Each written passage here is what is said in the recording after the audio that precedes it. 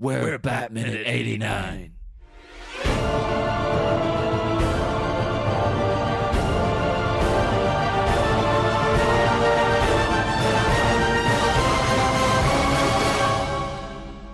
Greetings and welcome once again to Batminute 89, the show that smashes your skylight of ignorance and lifts you to the safe haven of movie knowledge, 1 minute at a time.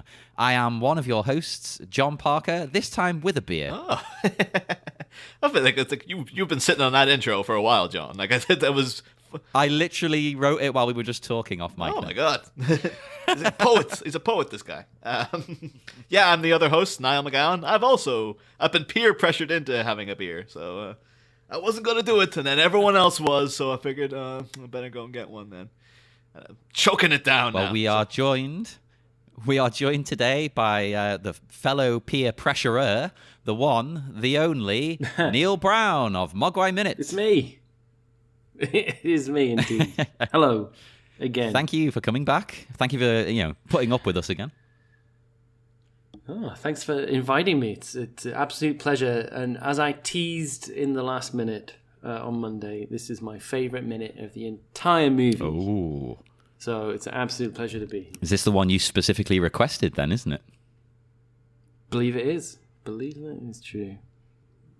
Well, no, I was just going to ask you guys in George Hendricks, my co-host, my esteemed co-host on the Mogwai Minute, his style, he would ask at this point what you guys are drinking. Ah, okay. Well, I have leftover cans of Guinness from something from the other day, so I am on the Guinness, like the heavy stuff for an afternoon. But whatever. It's Saturday. No, it's not Saturday. It's Wednesday. I think that's right. Just don't let me them and John know. get up first thing on Wednesday morning and start recording and crack open a beer. We go out live, don't we? But I'm on something called Feldschulblitzen. I can't. Oh, what was that? What was that now? It's Okay. I'm sure that's not even remotely accurate. Sounds pretty bitchin', I'll tell you. It's like original Dresdner Bratwurst or brat. Isn't that sausage? No, sorry, I'm completely mispronouncing it. Original Dresdner Bratkunst.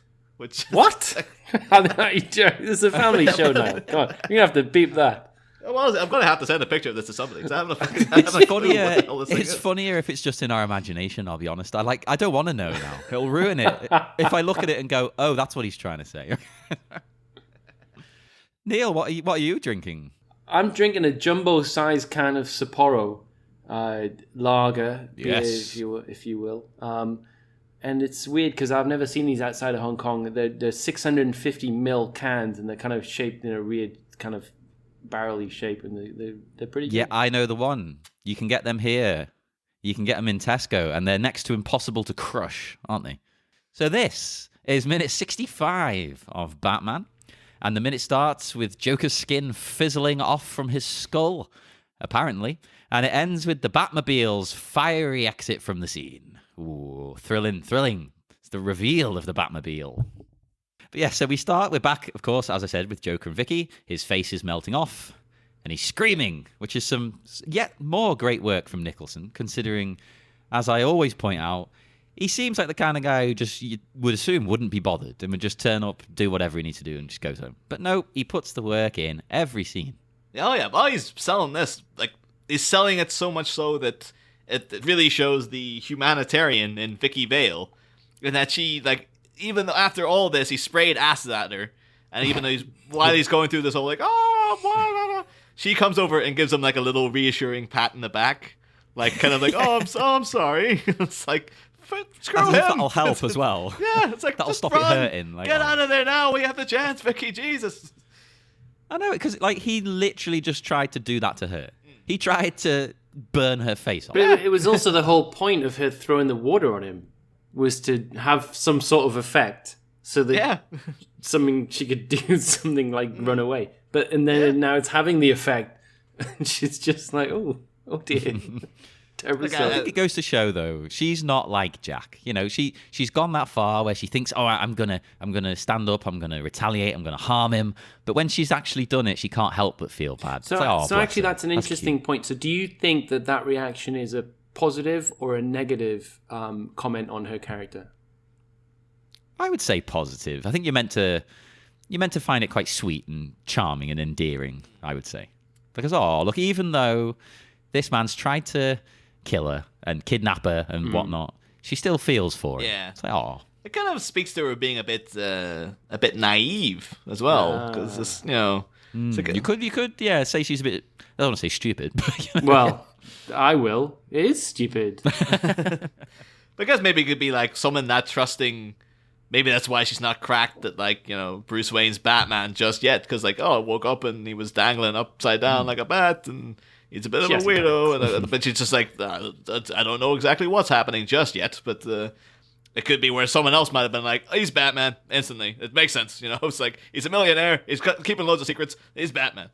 Well, I would say in her defense on this particular scene, right? I mean, she's thrown the water on him. He's melting, right? Even at that point, she's got a lot of work to do to get out of there. For a start, she's up on the mezzanine level, right? There's goons below. There's goons all around.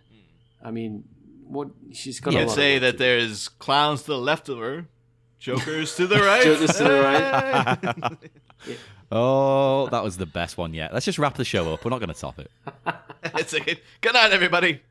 But yeah, as this happens, though, she lures herself. Like he lures her in, and she falls for it, hook, line, and sinker. And he does a very cautious turnaround, and then classic trailer moment of him revealing the face and doing boo, with the reveal is half melted off, half Joker face makeup job. Now I have to say, I'm not the kind of person who I like dressing up for Halloween and stuff, but I would never go to the level of cosplay. But I think if I was ever to cosplay anything, I would try to do this iteration of the Joker, like that makeup, okay, that kind of latte looking, half melted latte. Okay, that's a new one. Yeah, it's kind of it's the kind of mix of the white and the brown sort of melted in together. I was thinking more cappuccino, but okay, fine. It makes me think of a bolognese sauce. Like someone's just throwing bolognese sauce at him. Oh, right. Yeah, poured okay, I down can his see face. that. But it always confused me, this scene, in terms of what's happening with his face, just because you've just seen him for 5 minutes as Flesh Joker, right? And so you get that in your mind, and then the whole water thing happens, and then it's half white, half flesh. And I don't know, for the longest time, I mean, I get what's happening here, but for the longest time, when you're a kid, when you're watching this, it's just like, well, wait, what the hell's happening here? The white is on top, or the Well, I think you're meant to be a bit confused and scared. I think it's a deliberate thing to have him so long in the flesh makeup. You almost forget how he looked before in just those few minutes. So it's definitely a setup, especially for kids, I would say. So they forget things every few seconds. They're like goldfish. So by the time this happens again, you have a reaction to it like Vicki. You're like, oh god. Well, I mean, it's as I've mentioned before on the show that there's periods where when I was a kid, I thought he might have been they might have been alluding to him being half. Not like a robot, but half God, this. they had a fake arm. And there's even at the end, when they find his body and he's got the recording of the laugh. I was like, was his whole voice a recording? What the hell is this? What's going on? Niall, I gotta say, because I was listening to the episode where you first put forward this Mecha-Joker theory, and I can't say I'm with you on that one. I really this was when can't. I was a kid. This is a real stretch. I bet there's about 50 comic book stories with a robot Joker, though. This isn't nowadays. I know nowadays that's not the case, but when this was last year. This was. I don't know if that was clear from the episode. I think maybe you should go back and have another listen. Although I have to say, Mecha-Joker. It's if last episode was Flesh Joker. Now it's Mecha-Joker. We should be coming out with these toy ideas. It's like, there you go, absolutely. Flesh Joker. Mecha-Joker. Batman at 89, the toys. Oh, that's coming soon. Check out our Etsy page. Is any merch? No, we that's the merch for you guys. It's like Niall McGowan Toys comes with a free mini bottle of Feldschlublichen. I want to see a movie though. Now it needs to exist. Flesh Joker versus Mecha-Joker. I'm just curious, actually. What do you think the Jonathan Parker toy would come with? What would it come Yeah. with? Oh, crippling anxiety would probably be the number one. Your own little therapist, like a little minifigure and a couch.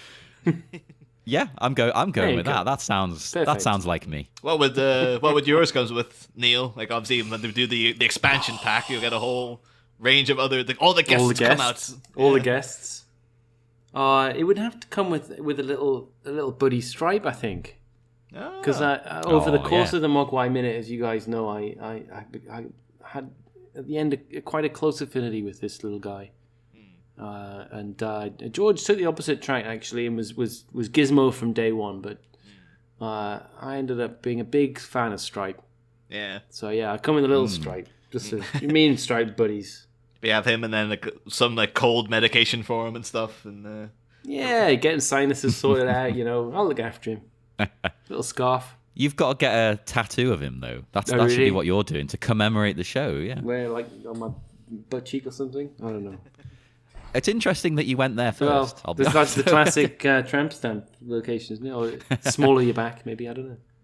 Yeah, small of the back. Get a stripe on the small of the back. Just, like, I think that'd be good. Ripping through my flesh, coming out, like bursting out of my back. If you do that, we'll get this image of the Joker with the half and half makeup on our Well, arms. one of you gets that, the other gets Mecha-Joker versus Flesh Joker. I think I have to get that. For this night, so yeah, that's.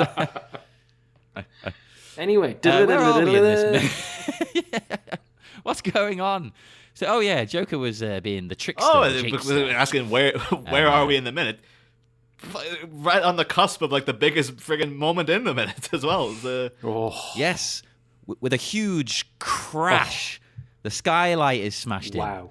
And descending down from the heavens is the man himself. It's Batman, ladies and gentlemen. He's back. What? Took him a friggin' while. Because, last time we talked about Batman was just the week after Dan Campling was on. That was ages ago. It's like, this could have been Jeff Goldblum wandered into the set and he's like, is there any Batman in your Batman movie, Tim? What scene was it? When did we last see him?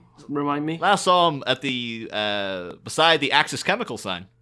It goes way back when. That classic shot, yeah. Yeah, you don't think of it though when you watch it through. That it's like, Batman's all over this film. But it's like, no, he takes at least a half hour off where he just disappears from the film entirely. But I'll tell you what though, the better Batman movies tend to be ones where they don't have a lot of Batman in. I find, because you don't get too much Batman, say in The Dark Knight. It focuses 50% the Joker, doesn't it? There's a lot of Joker stuff going on. Although I know you were not a fan of The Dark Knight Rises, and I think Batman's only done 3 or 4 scenes in that one. He's very sidelined. It's all that's too little Batman. Yeah, it's very much focused on Bruce's journey. Although again, the better one, Batman Begins, doesn't show up in the outfit till it's at least over an hour in or something. So yeah, you see, and that's another cracking film. Yeah. So. Although in this one, when he's coming down from the skylight, I think because when I was a kid, I assumed this, so I just carried on assuming it for years and years. I didn't realize the character was on a wire. I thought he put the wings out and it was like a parachute and he glided down. Yeah. And the wire you could see was just they'd messed up. Yeah. But no, from going through it, minute by minute and stuff, he's clearly supposed to be on a cable. He's on a bat line, is what he's on, or a bat cable. Yeah.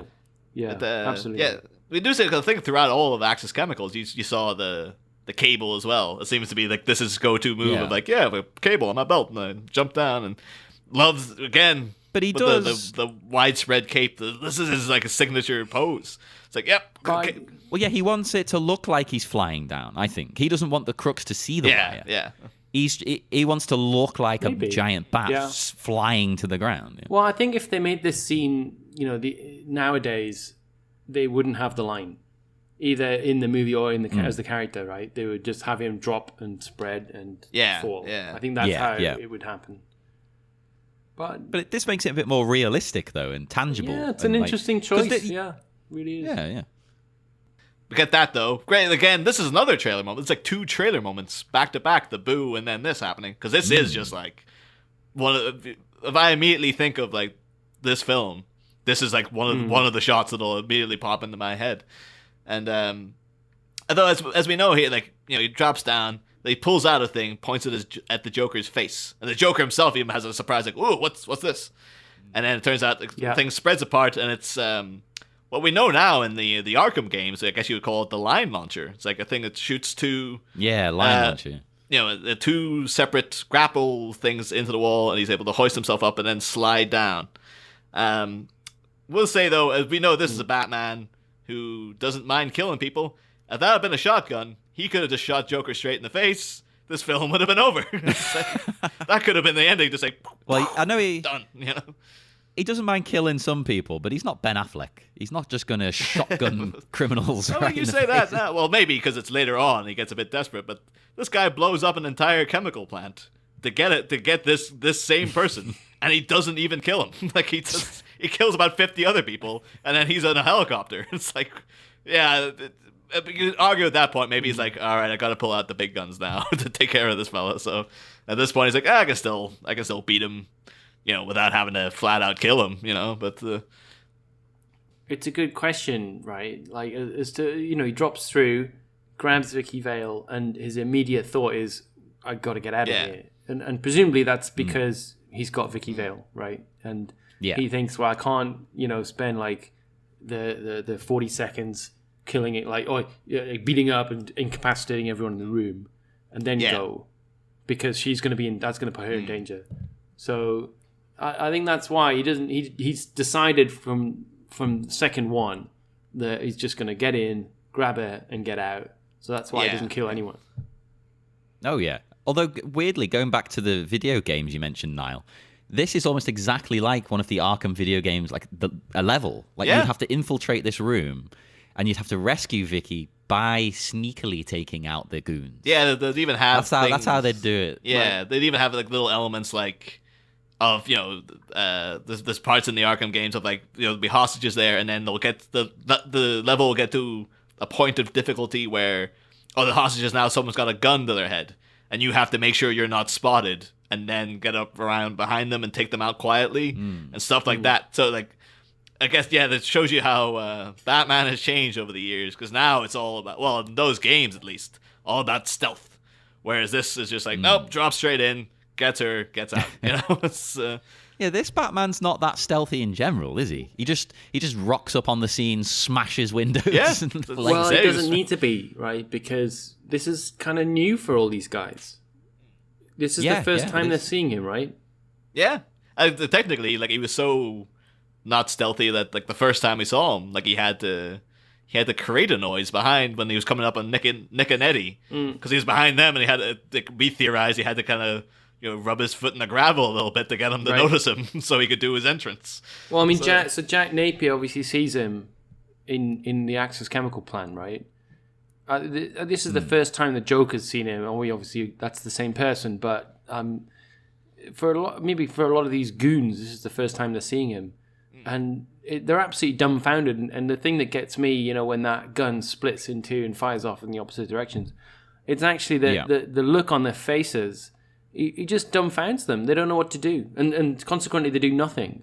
They just stand there and they let him... I don't know what they do. What do you think? Because he then kind of hikes himself up with Vicki. They seem to elevate. Yeah. Does he just grab Vicki and step up onto the top of the balcony, like the barrier bit? I thought it was just something in the actual, just by him like raising his arm because of the tautness of the wire, that kind of that lifted it up with him or something. But could be. I thought the same. So the fact that he's just holding on just yanks him up. Yeah, could be. But I like it when he does get lifted up and they start exiting the scene, shall we say, because you get a really cool POV shot from the line. Oh, yeah. But then the goons, though, they're acting is just atrocious. The way that they're trying to grab him, but not really trying to grab him, just sort of wave. Well, get him. To be fair, though, and those leather jackets might be quite restricting. They can't lift any higher. It's like, Well, they get tight around the shoulders of these leather jackets, don't they? I don't know. And the point of view shot looks really high up, right? But then you cut to a slightly different shot of the action. Yeah. You know, from the other side. And they look really low down. Like, really low down. So how did the goons not grab them from that height? Like, they're barely above face height. That angle's wrong, isn't it? Because that angle looks like they should just be able to just grab him and stop them, or just get in the way and bump him, right? But when you look at the wider shot, and you see where the Joker is up on the mezzanine with Bob and Lawrence, that's quite high.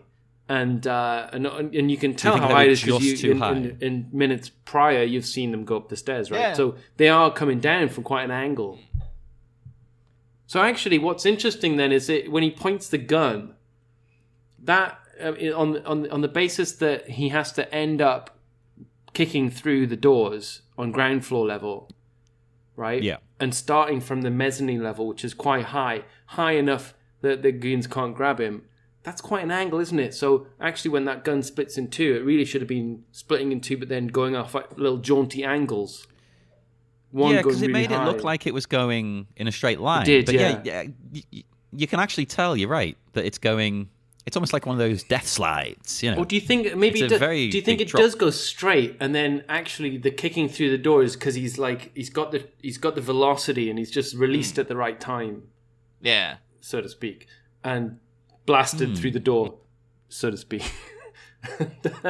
Maybe that's what it is. I don't know. I thought he planned it like that. I don't know, and it was he'd attached it to the top of the door, maybe. But you might, you might be right. It's interesting. You can't really see. Can you tell when you see the dart side that goes into the door? So does it go into the top of the door? Does it go really high up? I haven't got the still in front of me. But can you tell where that goes into the wall? I think it looks like looks like it's going into the wood of the door. So yeah. It's just above the door. It's this. Is that wood? I assume that was stone. Yeah, stone I thought as well. But I think what the point is it's going in at the top of the door, which is not even as high as the mezzanine level. And so the other one going in the opposite direction would need to have been much higher. So the gun should have split at a weird angle and gone shoot one up, shoot one down. But it doesn't. It just goes off to the side. Yeah, I never really thought about that. That's interesting, that. Because I used to make similar slides to this as a kid with trees and ropes. Right. So, like I'd tie a rope to the bottom of a tree, climb up another big tree, tie it to the top, and then you just get some old handlebars from a bike. Oh yeah. And you could slide down the rope basically. Just make sure you let go before you smash into the tree. Were you dressed as Batman as well at the same time? Sadly not. Oh. That would have really sealed the deal. You were dressed as the Joker, weren't you? How did you know? How did you know?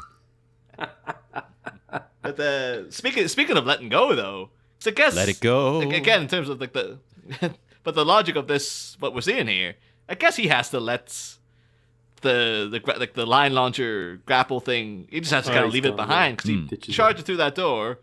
It's not in his hand, so he's presumably just let go of it, and then he takes out the smoke capsule, throws it behind him. Which again, they have to add in the little sound effects so you know exactly why he did this really dramatic throwing gesture like a second later. But so I guess like it's you think nowadays that would be a plot point of like we can trace this line launcher back to Bruce Wayne or whatever. Bruce Wayne, being the nice guy he is, he gets in touch with the museum, like the director of the museum the next day, and says, "Look, here's like $10,000 for your skylight from an anonymous source." And either that. By the way, did you find his services? Did you find a weird contraption stuck to your wall? Is it just in the lost and found? I'd like to think that Bruce Wayne spends his day kind of rectifying financially the chaos that Batman causes. think that could potentially cause too much of a paper trail, though, because like everything this Batman guy's trashed seems to be getting paid for by Bruce Wayne. Like, what's happening there? You know?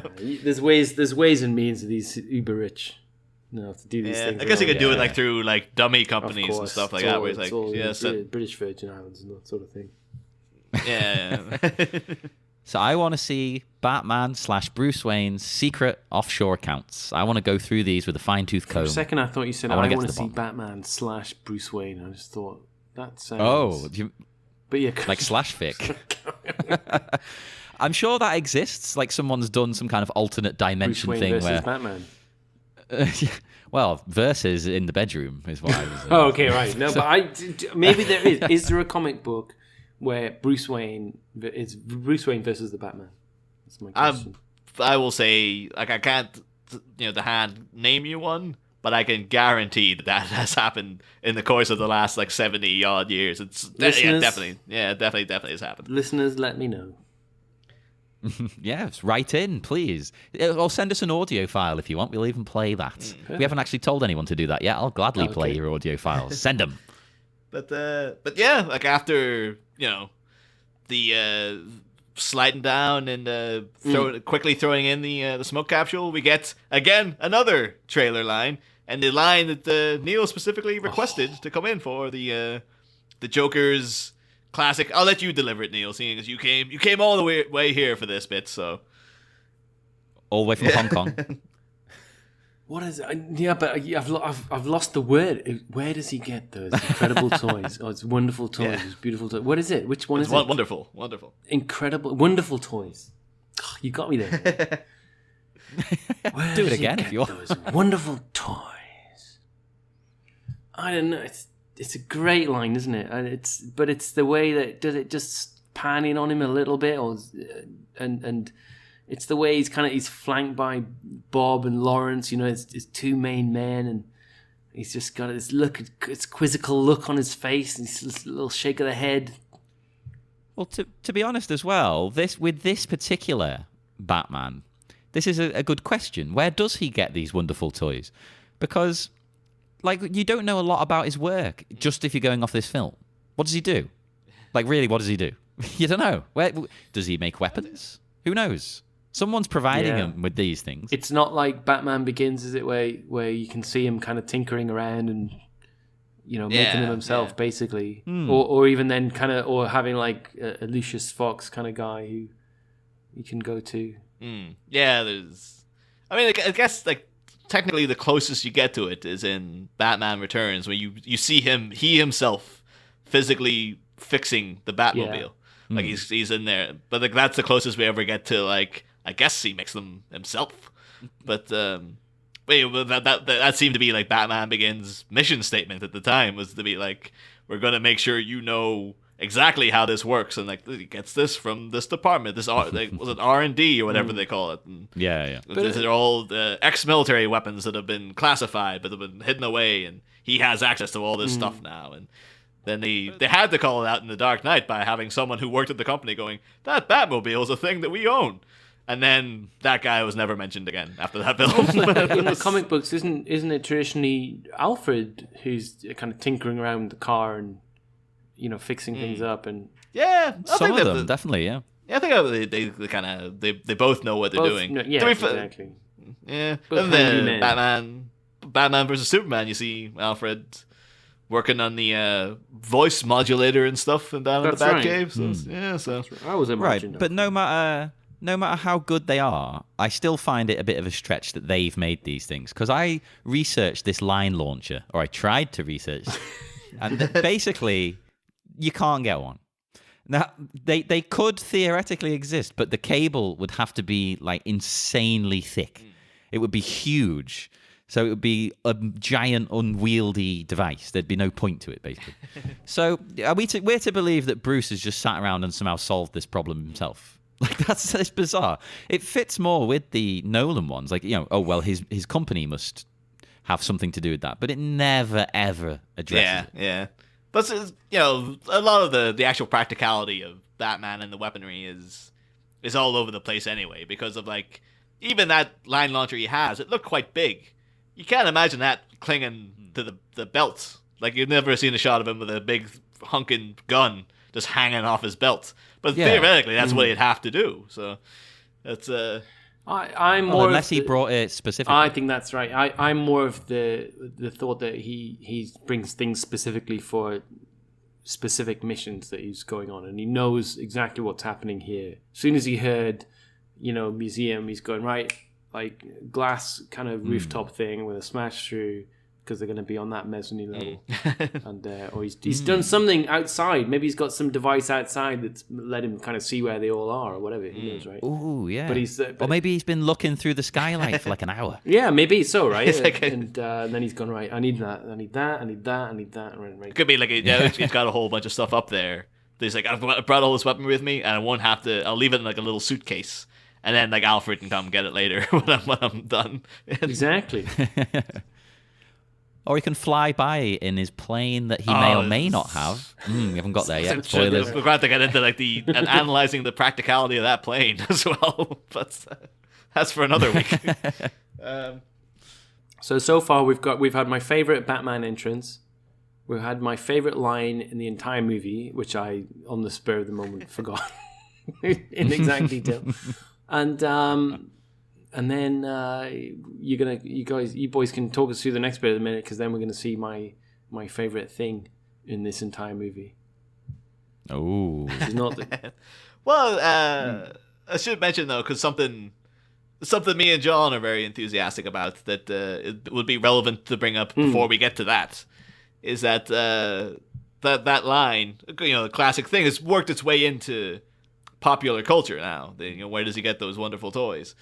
But are you aware that in the early 2000s and late 90s 2000s, that Jim Steinman, the guy behind Bat Out of Hell, the Meatloaf album, was working on a Batman musical, was to open on Broadway. It was at the time, it was like he was working on it for like 3 or 4 years, and it was supposed to premiere in 2005 with Tim Burton directing it. He was supposed to come in and direct this big, broad Batman musical.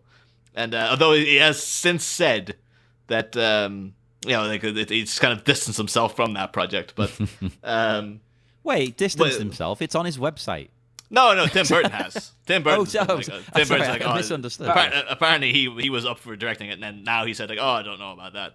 But and one of the big show, romper stomper showstoppers numbers was a musical number by the Joker called "Where Does He Get Those Wonderful Toys," which you can get the demo for on YouTube, and it is glorious because it is the most bombastic, huge, silly thing. It's up there with that, the Spider-Man musical had the Green Goblin's "A Freak Like Me Needs Company," which is just ridiculous song. And then you see the visuals of that, and it just looked like Batman Forever, actually. But I'm sure we'll get people on the Listener Society who are like, what? But this is on par with that. We need to play a clip of this movie. We need to play a clip of this song. Yeah. It's got to go in. I don't think we're talking about the song. We can play a clip of it, can't we? You won't sue us. Yeah. Well, I mean, there was a period where, because when we started off, we were very enthusiastic about the song.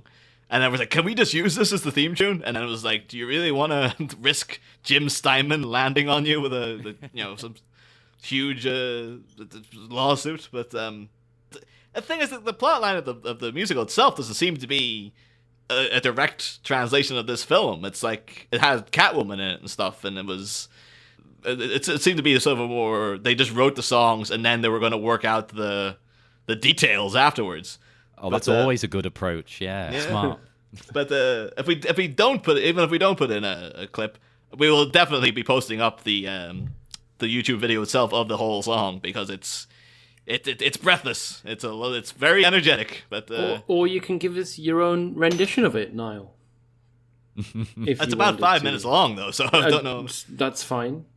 We can wait. We've got time. I'm sure we'll enjoy all 5 minutes of it. But I couldn't even remember half the lyrics. So every time, well, obviously, you can rehearse. You come back next week, and if you haven't posted it, or if you posted it and it's been taken down by YouTube, then give us your own rendition. What you? Well, it can be a Patreon special. There If you you donate $200. We'll get Niles. What year did you say this was? Apparently, he was working on it from '98 to 2002, and then apparently Jim Steinman himself said it was 70% done, and then I think it's blamed on like the failure of another musical he did called Dance of the Vampires, which did not. I think it did all right for itself. But what a shot! With a title like that. But apparently, since he's used a lot of these demos, or a lot of the songs he had written for this Batman musical in his own band and stuff, so you can hear at least like the melodies and whatnot elsewhere. Right. But Well, Why would I'll tell you what, though, it doesn't sound like a song from the late 90s, early 2000s. It sounds a lot older. It's very cheesy. wow? it's a real kind of like it's all trumpets and stuff. Like Carry on, go on. You was good. Started then.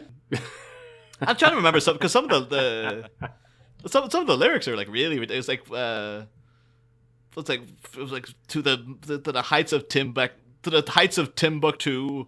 What did Batman do in Catmandu or something like that? It's like really, it gets into some really silly stuff. Like, but again, it's a Joker though, so it's like, oh, I guess you can excuse that a bit. And then not only did they use the Wonderful Toys line in it, one of the refrains is something like, and it goes into a whole like, wait till they get a load of me, and all this sort of real jazz hands kind of stuff. But Yeah. anyway, Woo. Oh, I Sing it. feel like we've had it now. We don't need to see it. We've had Niles' version. I think though, like if we when we're on hiatus, we could potentially go through each song and then analyze them. Bring that a review of that would be musical. There's an episode right there. But musical special. There you go.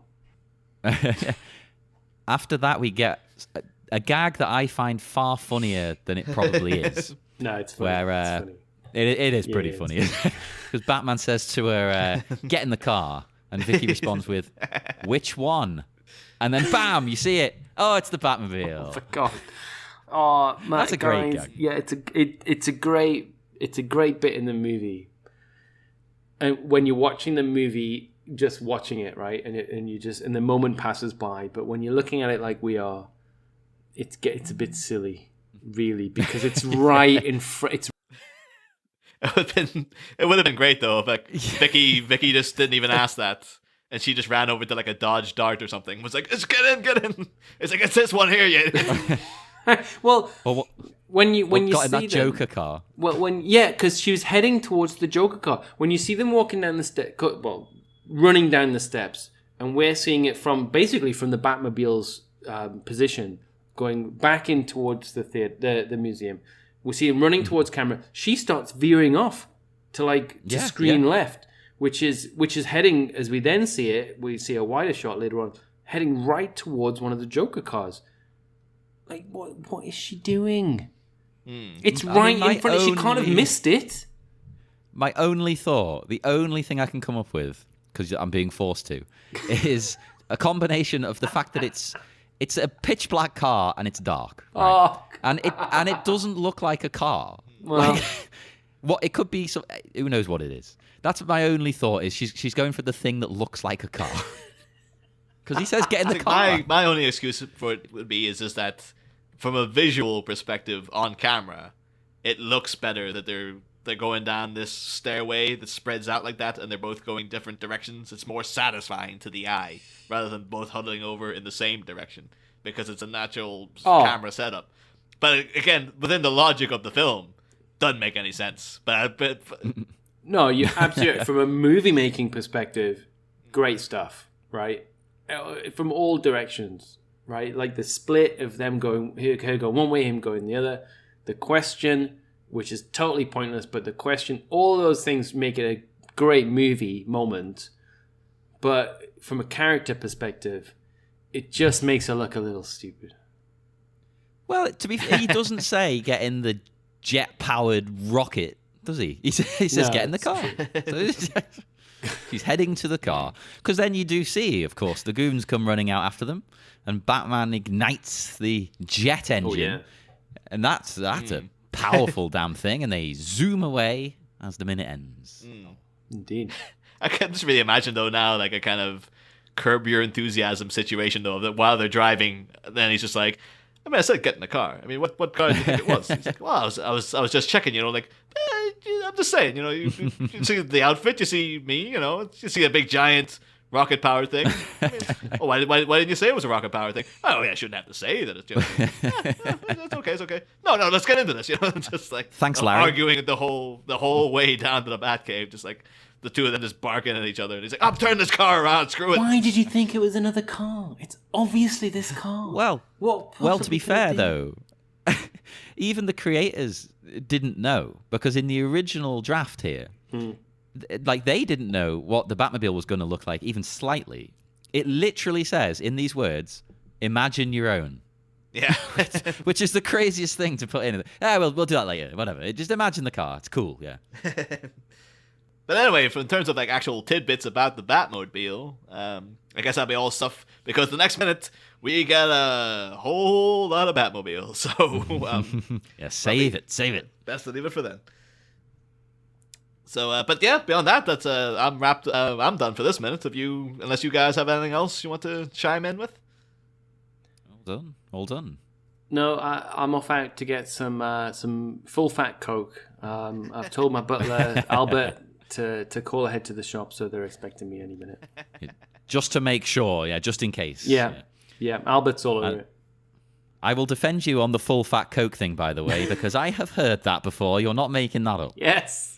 Eat that, George. See? The elderly butler on the phone going, George, screw you. Like, full fat Coke, and the guy going, what the hell's a full fat Coke? What do you want? Like, lard put in it? What the hell? What's the matter with you? That might be tasty. You might be missing out on a nice treat there. Get some ghee, and mix some Coke into the ghee. Now you're talking. There you go. Delicious. It's a British treat. It isn't. Please don't do that, anyone. But yes, we will head out now. We're into the dark, dark night in our rocket-powered freak machine. Before we do go, though, Neil, once again, would you like to tell our listeners where they can find you and your work? Well, I mean, my particular work, and not any of George's work, it can be found on the Mogwai Minute Instagram page, because I'm the curator of the Instagram page. George, does a lot of other stuff that he can be rightly proud of.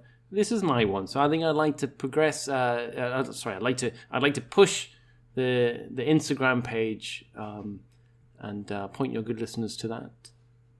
It's my own little thing that I enjoy. Check that out, because it's cool. It's cool. I always enjoy the updates there. And check out our Instagram. Actually, I don't think I promoted that on Monday. We've got Instagram, we've got Tumblr, we've got Twitter, we've got Facebook. We're everywhere. You can't get rid of us. You're sick of us. But make sure you do rate us, review us, and subscribe on iTunes, because that's always very helpful. And join in with everybody at the Batminute 89 Listener Society, because that's a lot of fun as well. And join us again on Friday, because we'll be back finishing off the week with minute 66 of Batman. See you then. Next time, Speed Demon, speeding down the freeway, gotta get a leadway. As a gaggle of goons gear up to aggravate their graceful getaway, will our caped cruiser be able to cut any corners for a quick decampment? Find out Friday, same Bat Pod. Different Bat Minute.